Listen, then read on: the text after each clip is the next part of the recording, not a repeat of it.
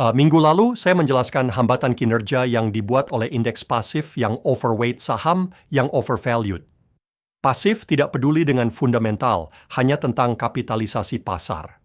Di sini saya mengusulkan sebuah solusi. Dua manfaat dari investasi pasif adalah biaya rendah dan diversifikasi, tapi ada biayanya.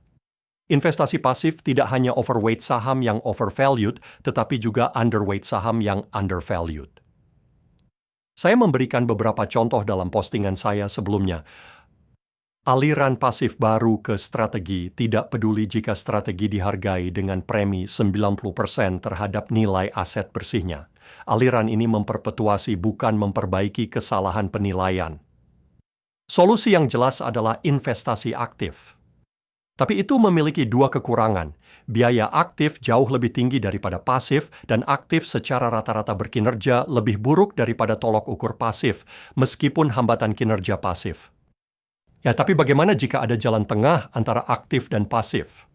Mari kita sebut itu aktif ringan, pendekatan investasi dengan perputaran yang sangat rendah dan diduga biaya yang rendah. Ini adalah topik dari makalah terbaru saya berjudul Pertumbuhan Fundamental bersama rekan-rekan dari Research Affiliates. Ini ide dasarnya. Mari kita asumsikan Russell 1000 adalah portofolio pasar pasif kita, tapi Russell juga memiliki dua indeks gaya, Russell 1000 Growth dan Russell 1000 Value. Portofolio dengan bobot sama dari kedua indeks gaya ini secara tepat mencocokkan Russell 1000. Jadi saham yang tidak termasuk dalam portofolio nilai dipegang oleh portofolio pertumbuhan dan sebaliknya. Ini menimbulkan pertanyaan dasar. Siapa yang ingin memegang saham mahal dengan pertumbuhan rendah? Saham-saham ini seharusnya tidak termasuk dalam portofolio nilai atau pertumbuhan, tetapi mereka ada dalam indeks yang banyak diikuti. Investasi nilai harus fokus pada saham murah.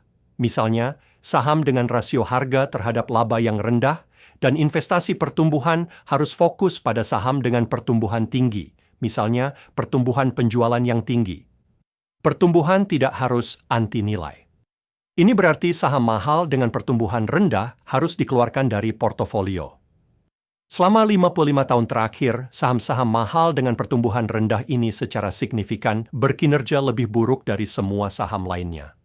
Menghapus saham mahal dengan pertumbuhan rendah adalah cara alami dan sederhana untuk meningkatkan hasil investor.